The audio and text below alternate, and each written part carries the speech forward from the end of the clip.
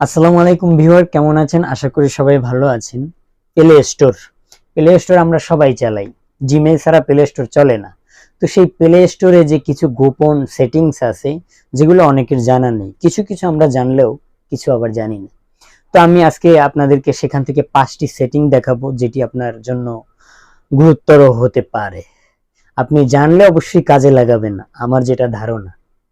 কারণ সেটিং গুলো চালু করা আসলে আমাদের জন্য দরকারি।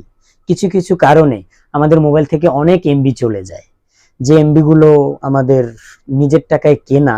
অবশ্য অনেকে ওয়াইফাই ব্যবহার করে, কিন্তু ওয়াইফাই ব্যবহার করলেও আপনার মোবাইলেরও ক্ষতি হয়।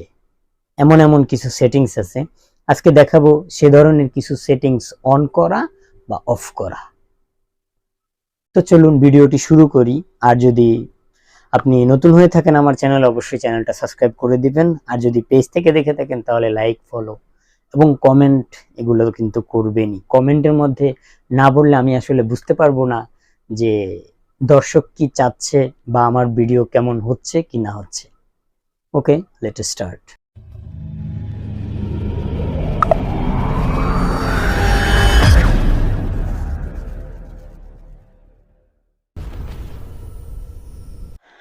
তো ভিউয়ার, আমরা মোবাইলের স্ক্রিনে চলে আসলাম। স্ক্রিনে আসার পর এখান থেকে আমরা গুগল প্লে স্টোরে ঢুকবো। প্লে স্টোরে ঢোকার পরে উপরে যে লোগো দেখা যাচ্ছে, আপনাদের লোগো নাও থাকতে পারে, এখানে টাচ করবেন। টাচ করার পরে এই যে ম্যানেজ অ্যাপস অ্যান্ড ডিভাইসে ঢুকবো। ঢোকার পরে এখানে দেখুন দুইটা অপশন, ওভারভিউ এবং ম্যানেজ।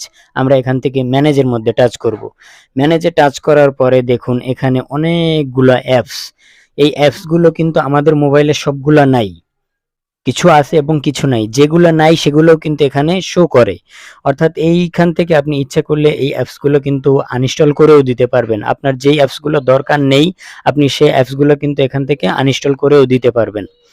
তো এরপরে এই যে উপরে ইনস্টলেড লেখা, এই এখানে আমরা টাচ করলে দেখুন দুইটা অপশন বের হবে, নট ইনস্টলেড। আমরা নট ইনস্টলেডে যদি যাই, এখান থেকে এই অ্যাপসগুলো কিন্তু কোনো এক সময় আমরা ইনস্টল করেছিলাম, কিন্তু এখন আমাদের মোবাইলে এটা নাই, কারণ আমরা আনইনস্টল করে দিছি, অথচ এগুলো এখানে জমা রয়েছে।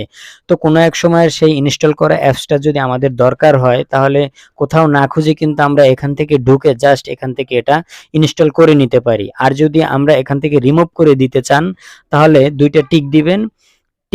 মানে যেগুলো ডিলিট করবেন সেগুলো টিক দিবেন। টিক দেওয়ার পরে উপরে যে ডিলিটের অপশনটা দেখা যাচ্ছে, এটাতে টাচ করলে জাস্ট এখানে রিমুভ আসছে, এই রিমুভে টাচ করে দিবেন। দেখবেন আপনার যে অ্যাপস আপনি বাদ দিবেন সেটা চলে যাবে। আশা করি আপনি খুব ভালোভাবে আপনাকে বোঝাতে পেরেছি। তো আমরা আবারও প্রথমবারের মতো কিন্তু লোগোতে টাচ করব। লোগোতে টাচ করার পর আমরা ভিতরে ঢুকে জাস্ট সেটিংসে টাচ করব। সেটিংসে টাচ করার পরে দেখুন এখানে কিন্তু এই যে নিচে লেখা আছে নেটওয়ার্ক পারফরমেন্স, এই নেটওয়ার্ক পারফরমেন্সে যাব। এখান থেকে আমরা অটো আপডেট অ্যাপস, এই অটো আপডেট অ্যাপসের ভিতরে ঢুকে এখানে যে তিনটা অপশন আছে সেটার সবসময় আমরা উপরে দিয়ে রাখি, কিন্তু এটা ভুল। আমাদের সবসময় ডোন্ট অটো আপডেট অ্যাপসে দিয়ে রাখতে হবে, কারণ এটা যদি অটোমেটিক আপডেট হয়ে যায়, আমাদের কিছু কিছু অ্যাপস দরকার নাই, সেটা কেন আপডেট হবে? আর ওয়াইফাইতে দিয়ে রাখলেও কিন্তু এটা সমস্যা। আশা করি বুঝতে পেরেছেন। তো বন্ধুরা, এখানে কিন্তু বিষয়টা একটু ভালোভাবে মনোযোগ দিয়ে শুনবেন এবং দেখবেন। আমরা দ্বিতীয় অপশনে যে অটো আপডেটটা বন্ধ করে রেখেছি, অর্থাৎ ওখানে ডোন্ট অটো আপডেটে ক্লিক করে রেখেছি, যেখানে অটো আপডেট হওয়ার অপশন চালু ছিল অথচ আমরা বন্ধ করে রেখেছি। তার কারণ হচ্ছে এই ফোনের মধ্যে যত অ্যাপসগুলো আছে অটো আপডেট কেন হবে? কিছু কিছু অ্যাপস তো আমার দরকার হয় না, তাহলে সেটার আপডেট আমি কেন করব?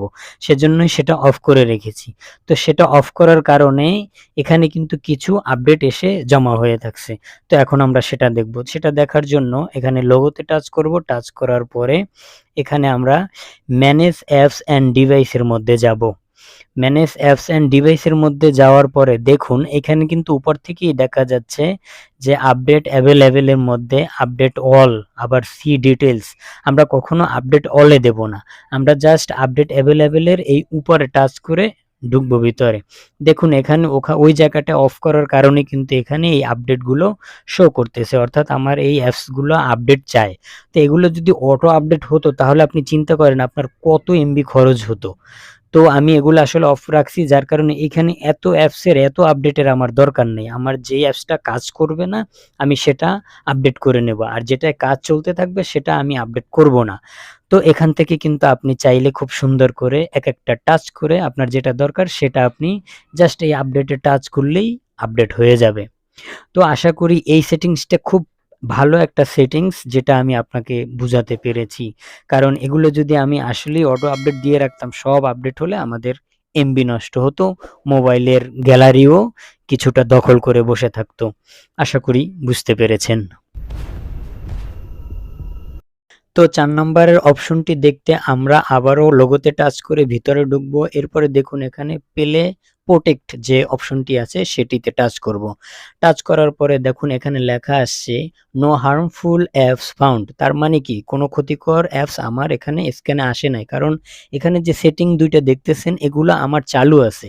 আপনাদের কিন্তু এগুলো বন্ধ থাকে, যদি বন্ধ থাকে তাহলে চালু করে দিবেন। কারণ আমাদের যখন আমরা অ্যাপস ইনস্টল করি কোন অ্যাপস ভালো কোন অ্যাপস খারাপ সেটা জানার জন্য কিন্তু আমাদের এত অভিজ্ঞতা নেই। তো আসলে গুগল বুঝতে পারে যে কোন অ্যাপস খারাপ কোন অ্যাপস ভালো। তো সেক্ষেত্রে আপনারা এটা চালু রাখবেন। আশা করি আমি আপনাকে বুঝাতে পেরেছি। তো এখানেও আমরা বরাবরের মতো কিন্তু লোগোতে টাচ করব, তারপরে ভিতরে সেটিংসে ঢুকবো। সেটিংয়ে ঢোকার পরে নেটওয়ার্ক পারফরম্যান্সে যাব। নেটওয়ার্ক পারফরম্যান্সে যাওয়ার পরে এখানে দেখুন অ্যাপ ডাউনলোড পারফরম্যান্স, এখানে ঢোকার পরে সেই ৩টা অপশন, এখানে ৩টা অপশনের মধ্যে আমরা প্রায় উপরে দিয়ে রাখি ওভার এনি নেটওয়ার্কে দিয়ে রাখি, কিন্তু এটা রং। আমরা সবসময় আস্ক মি এভরি টাইমে দিয়ে রাখবো, কারণ আমি আমার ইচ্ছা মতো ডাউনলোড করব, তাদের ইচ্ছায় হবে না। তো ভিউয়ার আশা করি ভিডিওটি ভালো লেগেছে, আর ভালো লাগলে অবশ্যই আমার চ্যানেলটার পাশাপাশি থাকবেন, কাছাকাছি থাকবেন, ভিডিওগুলো দেখবেন। আর সেজন্য অবশ্যই কিন্তু সাবস্ক্রাইব করতে হবে, পেজে লাইক ফলো দিতে হবে, আর অবশ্যই শেয়ার করবেন। শেয়ার করলে আপনার সাথে সাথে অন্যরাও জানবে। ঠিক আছে, ভালো থাকেন, সুস্থ থাকেন।